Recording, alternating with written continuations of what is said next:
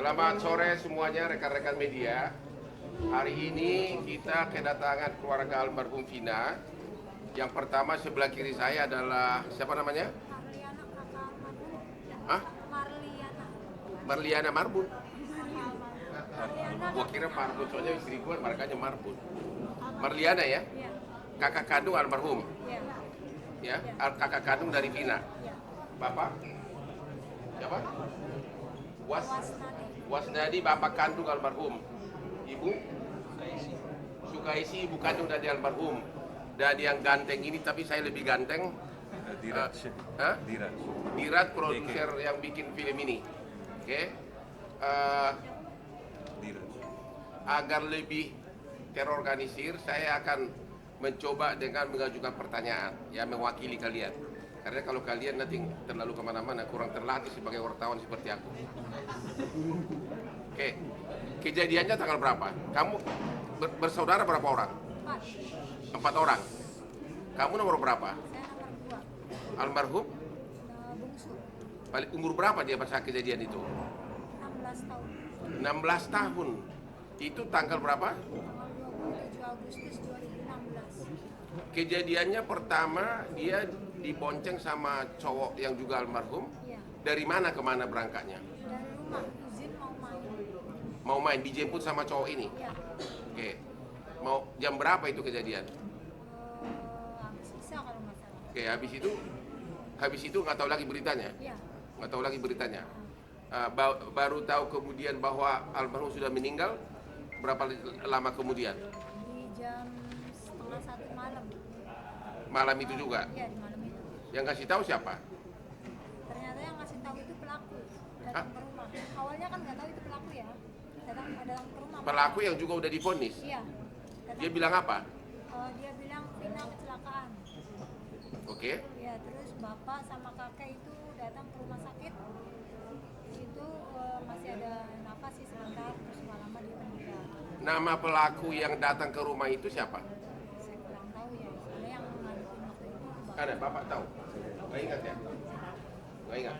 Kok dia bisa tahu rumahnya Vina dari mana?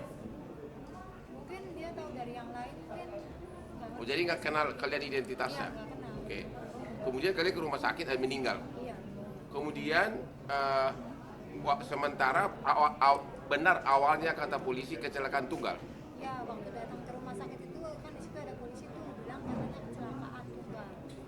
Oke. Kemudian, oke terus? Keluarga percaya karena yang bilang kan polisi ya, jadi langsung dibawa aja. Emang waktu tiba di rumah sakit masih bernapas almarhum, Iya, masih. tapi nggak sempat ngomong, nggak sempat ngomong. Nggak sempat ngomong karena dia udah keluar darah banyak. Kalau yang cowok Kalau yang cowok udah meninggal di tempat. meninggal di tempat. Flyover itu. Oke. Mulai akhirnya kasus ini terbongkar dari mana? Dari kecurigaan kami di 3 hari almarhum. Sesudah 3 hari almarhum apa yang terjadi? Saya ngambil HP almarhum korban itu masih utuh semua. HP dan motor itu masih utuh, nggak ada yang retak, nggak ada yang lecet, nggak ada yang pecah gitu, nggak ada. Ambil HP dari kantong korban atau dari mana? Dari kantor polisi. Oke, masih utuh semua. Masih utuh semua. Oke, terus? Terus saya curiga di situ kok bisa kecelakaan yang hebat kayak gitu, HP nggak ada lecet, nggak ada retak, Oke. motor pun nggak ada lecet, nggak ada Motor nggak rusak, nggak rusak, korban HP juga tidak rusak, tapi oleh oknum polisi saat itu disebutkan kecelakaan tunggal gitu. Kecelakaan tunggal. Nah ini nih, perhatian dari polisi nih, ya. Motor tidak rusak, tapi HP tidak rusak, tapi pernyataan pertama dari polisi disebutkan kecelakaan tunggal. Oke, terus? Terus saya pulang, saya sama keluarga yang lain tanda tanya di situ, cuman Iya. kami keluarga nggak ngerti apa-apa, cuma Iya. sekedar tanya-tanya aja. Terus kan malamnya itu jam 1 malam saya ditelepon sama abangnya temennya bahwa bilang kalau almarhum adik kamu masuk ke tubuh ponakannya. Jam 1 malam saya datang sama bapak itu ke sana. Oke, jam 1 malam hari ketiga, Ketiga kalian ditelepon oleh abangnya yang kesurupan itu. Iya. Namanya siapa? Linda. Oh, Linda kesurupan. Berapa jauh rumahnya dari rumah kalian? Apa jauh sih? Satu kampung, 2 kampung? Enggak. Ya pokoknya kalian pergi ke rumahnya. Iya. Terus ditelepon sama abangnya, katanya Linda kesurupan gitu. Ya, adik aku gak mau pergi sebelum ada yang disampaikan Oke, akhirnya kalian datang ke sana. ke sana. Kamu ikut Saya sama bapak. sama bapak. Terus Iya. apa yang kau lihat? Di situ almarhum cerita semuanya kejadiannya, bahwa bilang dia itu jangan terkecoh sama polisi mbak. Saya bukan kecelakaan. Kalau saya kecelakaan pasti baret semua saya. Di situ saya nggak baret nggak apa. Dia cerita semuanya. Cerita bahwa Si yang kesurupan Linda ini ngomong begitu. iya. Terus apalagi yang dia ngomong? Kasih tahu bahwa dia diperkosa, Diperkosa, dibunuh, dibunuh. disiksa gitu, kayak dipukul balok, dipukul batu gitu. Dia cerita. Yang merkosa itu benar 13 orang katanya. 11. 11. 11. Katanya nggak semuanya. Apa? 11 orang yang pelaku, cuman nggak semua perkosa. Oke, ada berapa orang yang perkosa nggak tahu? Lupa saya. Oke, terus apa lagi yang dicerita? Ya, terus dia disiksa kayak dipukul batu, dipukul bambu gitu. Dan semua Sama semua yang diceritain sama dengan dengan kondisi tubuh mayat, si korban. mayat. Padahal si Linda yang kesurupan ini tidak pernah melihat Ya, mayatnya. belum datang dia, justru Belum pernah lihat mayatnya gitu loh. Terus kemudian akhirnya kok bisa sampai akhirnya polisi kemudian merubah angkapannya dari kecelakaan tunggal menjadi penganiayaan dari mana? Hanya gara-gara rekaman ini? saya kasih rekaman itu, terus bukti bahwa HP almarhum adik saya masih utuh, terus motor juga masih utuh. Itu saya kasih semua foto-fotonya ke bapaknya almarhum yang cowok. Ya. Terus gak lama Bapaknya almarhum juga polisi. polisi, Pangkatnya apa? saya kurang tahu, Di Polres di Polres Cirebon. Cirebon. Oke, akhirnya dikasih. Oke, terus Terus dikasih apa? Itu bapaknya almarhum yang cowok. Oke, terus terus saya kasih bukti-bukti itu. Gak lama ada berita bahwa pelaku ketangkap. yang ditangkap 8 orang. Nggak langsung 8 orang, itu 7 orang dulu. 7 orang dulu. Baru nyusul satu lagi 8. Oke. Terus itu. Udah itu aja. Terus Oke. yang sisa 3 sampai sekarang saya belum dapat kabar. Dari mana Anda tahu? Banyak di media menyatakan yang 3 DPO ini katanya bapaknya polisi, benar nggak itu? Dari rekaman almarhum adik saya sih bilangnya seperti itu. Cuman makanya saya tidak membenar belum.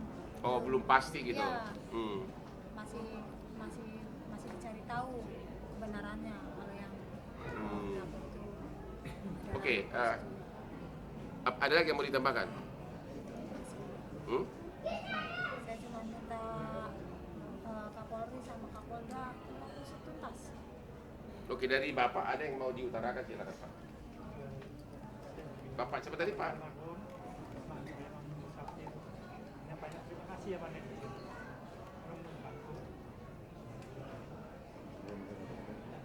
Dari Ibu, apa himbauan ke polisi? Kuat ya suaranya? Ya.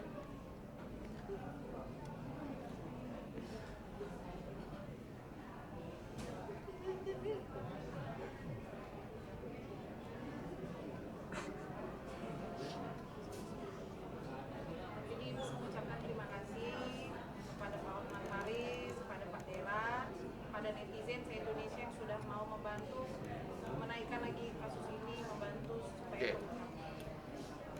Tadi saya telepon sama apa pakainya? Itu siapa? Yang polisi tadi? Kanit Pak. Ya, siapa namanya? Denny. Tadi saya bicara dengan Kanit Ya, Denny di Polda Bandung. Siapa? Ya di Bandung, bukan di Tomohon. Ya. Polda Bandung ada hal yang menarik, pernyataan dari si Denny ini, Kanit dari Polda Bandung. Dia bilang kasus ini rupanya sudah dilimpahkan dari 2016 ke Polda, dari Polres Cirebon. Nah, yang menarik adalah hampir semua 8 orang yang ketangkap ini pada saat di BAP pertama menyatakan ada 3 orang lagi pelaku. Oke, semua ada di BAP. Ya, Nah, tapi kemudian berubah, ya. Kemudian berubah sesudah mau limpah ke kejaksaan, mereka merubah BAP-nya. Itu satu. Dari segi logika manusia normal pun nggak mungkin 8 orang itu ngarang cerita bersamaan di awal-awal pada saat ditangkap, ya kan? Berarti benar itu ada 3 orang, ya, dari penafsiran kita sebagai ahli hukum. Karena pada saat di BAP kan terpisah, hampir semuanya mengatakan ada 3 orang lagi. Tapi pada saat dilimpahkan ke kejaksaan, mereka merubah BAP sehingga diduga ada pengaruh di sini. Ada pengaruh di sini sehingga 3 orang ini bahkan sampai sekarang seolah-olah alamatnya tidak jelas, padahal itu harusnya di BAP itu ada, ya. Dan jadi himbauan kami kepada Bapak Kapolri adalah ini ada sesuatu yang tidak beres di penyidikan di awal. Kalau 8 orang pelaku sudah menyatakan ada 3 orang lagi sebagai pelaku yang lain dan itu bersamaan semua dalam BAP terpisah, ya, nggak mungkin itu karangan, nggak mungkin itu koinsiden. Tapi kemudian kok bisa di BAP berikutnya pada saat di BAP akhir, pada saat pelimpahan mereka merubahnya seolah-olah menyangkal bahwa keterlibatan 3 orang ini, ya. Yang kedua, pada saat ini produser Diraj pada saat mau syuting, ya, boleh diceritakan nggak ada oknum polisi yang datang menghalangi agar jangan dilanjutkan syutingnya? Ya, saya pada saat itu nggak ada di lokasi, tapi kebetulan tim saya yang bilang, dan sebelum datangi saya datangi keluarga dulu, ya. Menatakan apa? Bilang apa? Oknum polisi bilang apa? Dia ngaku polisi dari mana? Dia nggak bilang sih dari mananya, cuma dia bilang info aja. Pakai seragam atau pakai apa? Nggak pakai baju bebas. Baju bebas. Oke. Dia bilang kenapa disetujuin bikin film, harusnya jangan, nanti bikin jelek polisi. Jadi nggak tahu pasti apakah dia polisi atau intel polisi. Tapi dia mengatakan bikin nama jelek polisi. Dia bilang begitu. Ya. Nantinya image-nya jelek. Saya bilang saya tidak menjelekkan, saya bicara jujur. Memang 8 tahun sampai 8 tahun sekarang 3 ini kemana? Kabarnya seperti apa? Gitu. Saya tidak bermaksud untuk menjelekkan. Kalau yang datang ke lokasi syuting, Ya, tim saya. timnya dibuka juga agar dilarang juga untuk Ya, syuting. salah satu. Nah, berarti ini semakin menguatkan ada orang yang tidak ingin identitas 3 orang ini terungkap. Jadi himbauan kami kepada Bapak Kapolri dan Bapak Kapolda Jabar agar kasus ini dibuka ulang, penyidikannya khusus terhadap 3 tersangka, dan agar diamankan semua BAP dari 8 terpidana ini yang menyatakan bahwa 3 orang pelaku ini yang sudah DPO terlibat. Ini pasti ada pengaruh besar dari oknum aparat di daerah Jawa Barat ini, ya, karena 8 orang pelaku menyatakan ada 3 lagi pelaku, tapi kok bisa mereka merubah BAP-nya bersamaan lagi merubahnya? Ada apa? Kita sebagai ahli hukum udah tahu lah, nggak usah pakai ahli hukum, orang biasa pun tahu itu. Kalau rame-rame mengakui ada keterlibatan 3 orang, itu bukan karangan, itu bukan koinsiden, dan nggak ada alasan mereka untuk ngarang, ya. Jadi himbauan kami agar kasus ini khususnya identitas 3 orang ini bisa ketahuan, agar keluarganya mulai dipanggil untuk di BAP. Bila perlu semuanya narapidana ini di BAP ulang, ya, di BAP ulang untuk mengetahui 3 identitas ini, 3 identitas yang DPO ini, karena ini sangat menyentuh rasa keadilan kita di Indonesia ini. Masih ada lagi nggak? Ada yang mau diterangkan lagi? Ya, jadi intinya kalau saya bicara dari film, intinya kalau nggak ada film ini kan kasihan keluarga. Udah 8 tahun kasus sudah terkubur, ya. Dan dengan adanya film ini bisa didampingin oleh pengacara top, ya kan, dan Polda Jabar juga udah beri statement kemarin. Semua dorongan dari netizen. Awal saya ketemu kalian kan tidak bisa senyum seperti sekarang. Jadi intinya ya itulah, semoga keluarga mendapatkan pengadilan. Itu filmnya udah tayang ya? Lagi jalan, lagi tayang Pak. Di Jakarta kapan? Lagi main. Lagi main di bioskop mana? Saya di sini ada nggak yang cocok jadi aspri gua untuk nonton? Ya, lagi main. Udah, Yang baju merah? ya. Udah 6 hari Pak. Udah 6 hari ya, oke. Jadi 7. Udah hampir 3 juta lebih. Ya. untung dulu dong. Oke, namun demikian tentu tetap terima kasih karena gara-gara itulah kasus ini, pengais keadilan ini. Bayangkan coba, mereka sendiri nggak tahu kejadiannya. Mereka kok waktu pertama kali disebutkan kecelakaan tunggal, yang mengatakan itu adalah oknum polisi, padahal motornya nggak rusak, handphonenya nggak rusak. Jadi dari awal ini sudah ada suatu kurang seriusan penanganannya. Tapi perlu dijelaskan dulu bahwa polisi minta diotopsi kan. Oh, dari pihak pengadilan. Dari pihak pengadilan diambil lagi diotopsi. Diotopsi ya? Iya, karena itu ada dalam cerita film. Oke, terus gimana coba. Jadi waktu yang memerintahkan otopsi itu siapa? Dari pihak pengadilan katanya sudah otopsi biar pernyataan menguatkan pernyataan bahwa memang di dalam kemaluan korban sudah ada sperma. Jadi diotopsi sesudah berapa lama meninggal? Otopsi 9 hari. Oh, bukan pengadilan dong. Oh, berapa yang merintahkan siapa ya? Pokoknya ada perintah otopsi, 9 hari dia sudah meninggal. Iya. Oke, kan belum sampai ke pengadilan. Tapi akhirnya diotopsi benar bahwa memang adalah bukti penganiayaan ada, termasuk pemerkosaan juga ada. Oke, sekarang silakan bertanya. Dari mana? Hah? Pertama, kalau mengumumkan DPO harusnya nggak boleh samar-samar dong.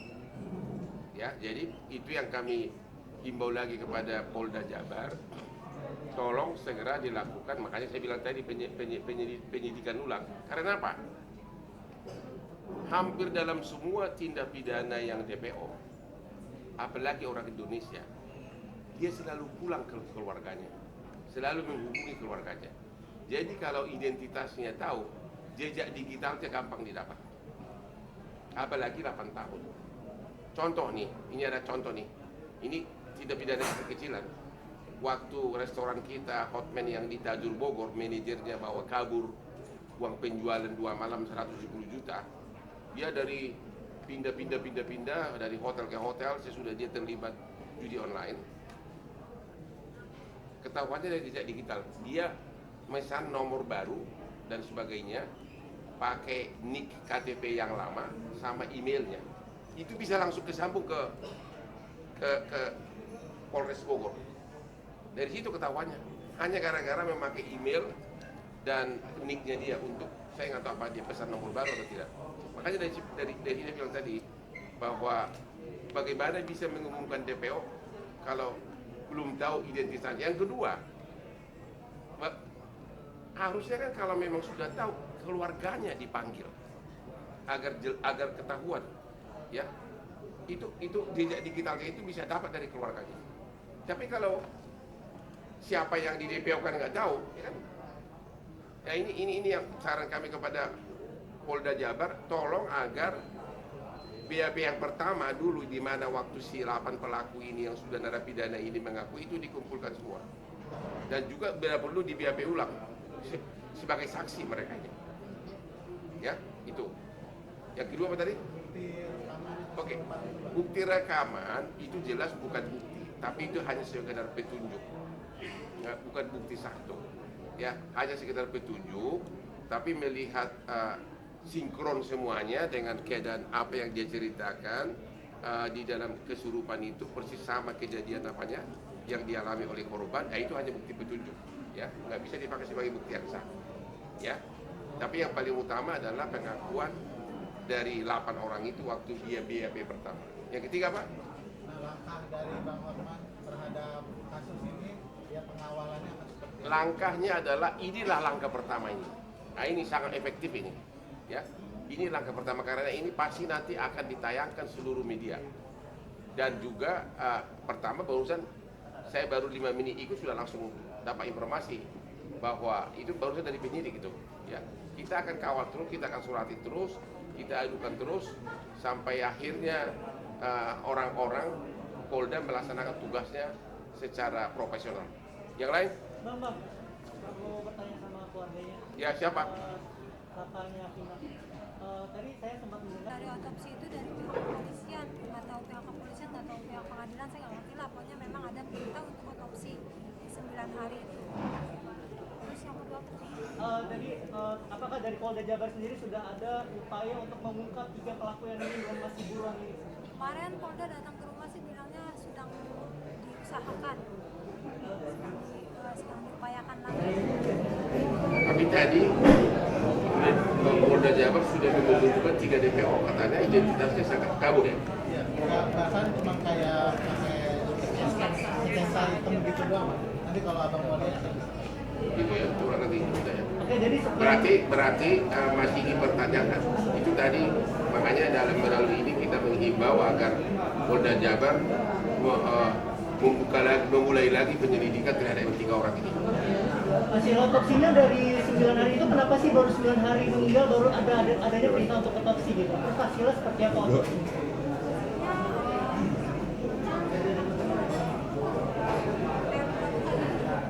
Sudah pasti adalah karena korban penganiaya, makanya di persidangan terbukti semuanya dihukum seumur hidup kecuali yang di bawah umur cuma 8 tahun. Dan itulah bukti bahwa memang penganiaya itu sudah merupakan bukti bahwa memang benar bukan kecelakaan tunggal. Ya, alasannya setelah 9 hari diotopsi itu kenapa? Alasannya Mereka nggak tahu, saya tahu detail itu. Orang ini kan orang rakyat kebanyakan nggak tahu lah sampai detail itu. Itu mungkin ditanyakan kepada Polda Jatim, karena ternyata kasus ini langsung dilimpahkan 2016 ke Polda Jabar. Apakah dari hasil otopsi itu ditemukan adanya bekas-bekas pemerkosaan dari jenazah Firna? Ya, didengar di sidang ada. Apa aja buktinya? Emang lu tahu apakah ada pemerkosaan? Iya. Ada spermanya. Itu Anda tahu itu didengarkan di sidang. Oh, di persidangan terungkap bahwa hasil otopsi di tubuh bagian intim dari si korban masih ada sisa-sisa sperma. Ya, silakan.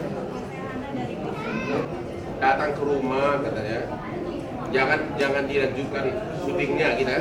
Itu tahun lalu ya pada saat syuting. Ya. Tapi pas setelah filmnya naik,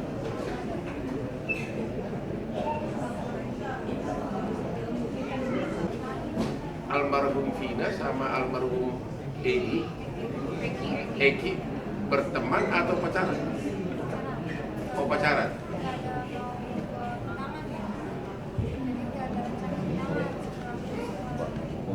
Oke. Ada nggak dari pelaku ini yang cemburu atau cintanya ditolak atau apa?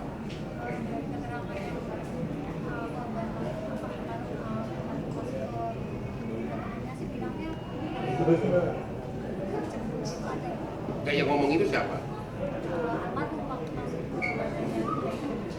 Oh, cemburu ya. Tapi gini deh. Emang dari 8 pelaku ini nggak pernah you dengar apakah dekat sama adik kamu? Nggak tahu yang suka yang mana, nggak tahu. Identitasnya nggak tahu juga.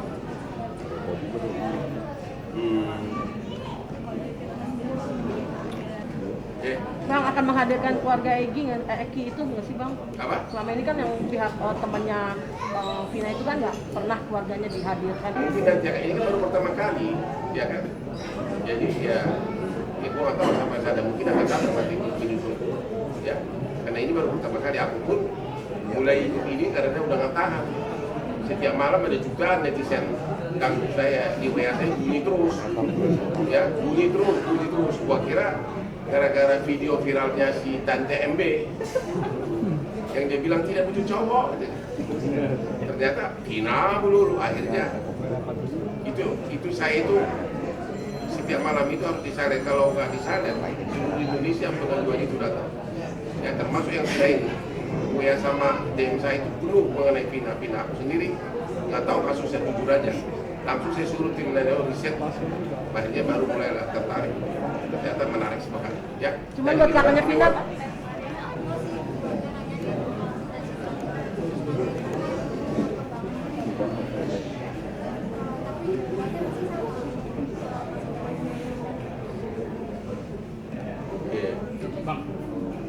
Ya. Kedua, kalau nggak ada film ini gimana keadilan untuk mereka? Ini tuh kita di sini juga pernah film ini. Ya. Jadi itu nilai positif itu yang harus dilihat. Dan banyak netizen itu nggak nonton tapi mereka hanya bilang itu keras. Tapi itu sebenarnya apa yang terjadi dengan almarhum dan juga disetujui oleh keluarga. Dan sudah diponis seumur hidup, itu mau saya dilakukan lagi. Ya. Jadi sudah sesuai dengan ini kan? Hanya kecuali yang 3 orang itu. Kan udah seumur hidup, berarti benar-benar itu sudah pembunuhan serius. Dan di Kalau seumur hidup, kita belum. Kalau seumur hidup berarti oleh hakim itu dianggap pembunuhan berencana. Ya 340. Kita belum baca putusannya ya. Ya berarti kemungkinan besar ada hakim yang menemukan ada motivasi. Karena nggak mungkin seumur hidup kalau bukan pembunuhan berencana. Ya, karena berarti seumur hidup ya. Ya berarti kita harus cari putusannya. Masih ada?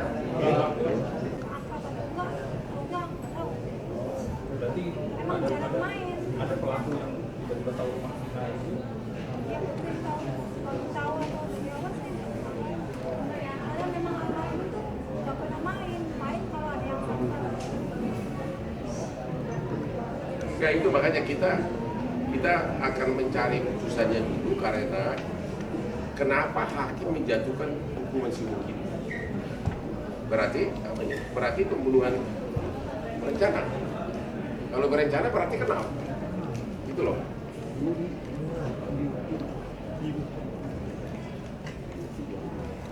Coba ada lagi yang bertanya nggak? Sampai gua baca ini. Silakan. Dari pelaku lain ke lainnya yang sengaja mau apa ini perkosa, ada bukti cek, maksudnya sebelum diperkosa sudah direncanakan, ya benar begitu.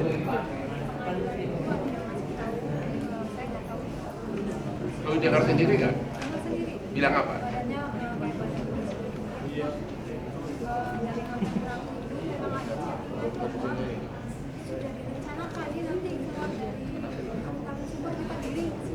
Oh, berarti saksi ya, saksi.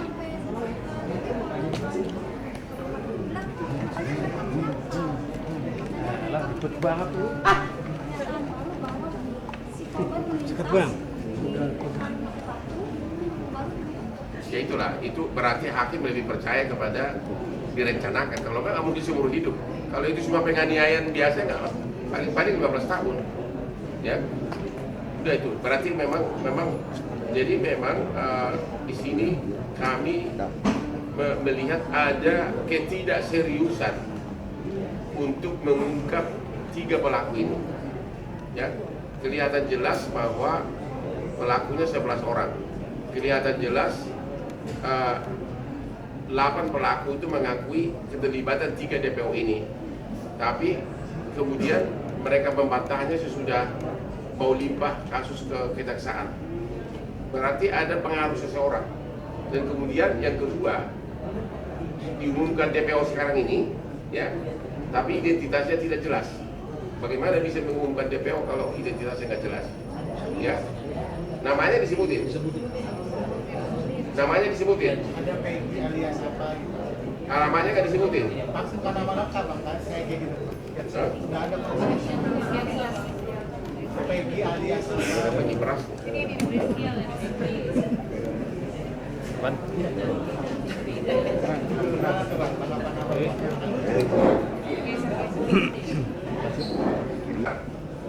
Di dalam pengumuman Humas Polda Jabar disebutkan di sini yang DPO-nya Peggy alias Perong, usia antara 22 sampai 30, jenis kelamin laki-laki warga Indonesia. Yang menarik di sini adalah bisa tahu Desa Banjarwangun, Kecamatan Mudu, Kabupaten Cirebon.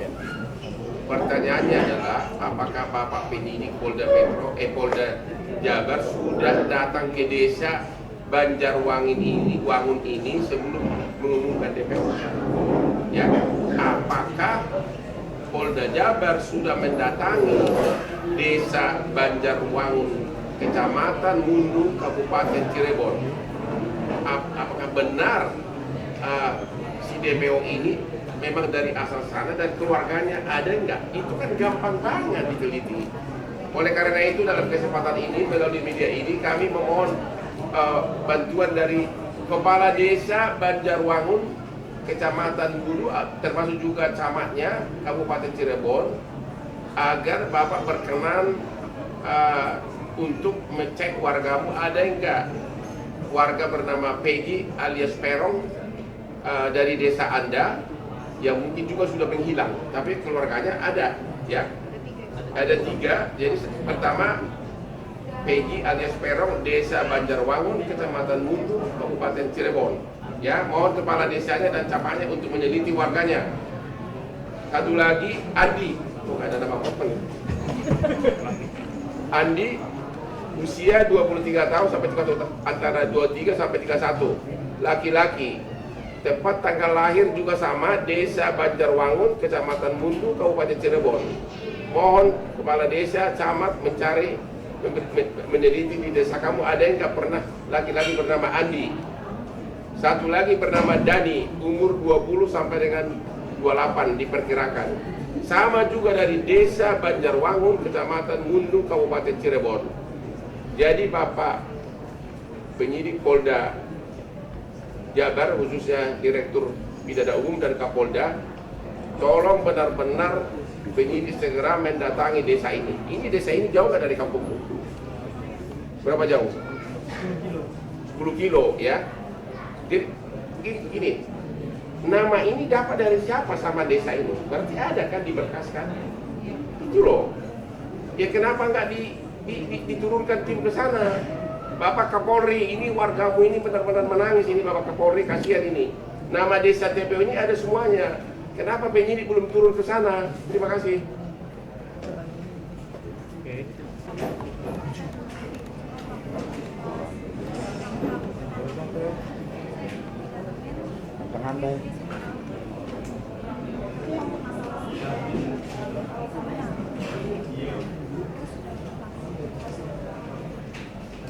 Satu lagi aku belum puas, aku mau ngomong lagi. Bikin rekap yang tadi satu, biar seluruh warganya diumumin.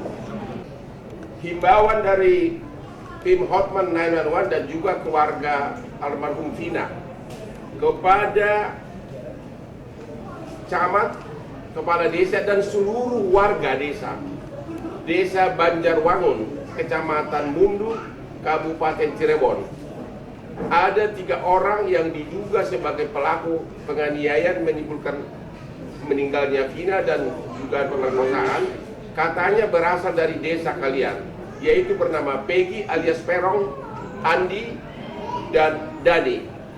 Kalau memang 3 orang ini benar berasal dari kampung kalian, mohon segera dikasih tahu ke kepolisian dan juga kepada tim Hotman 911 di Instagram Hotman Paris Official agar segera dilakukan pencarian.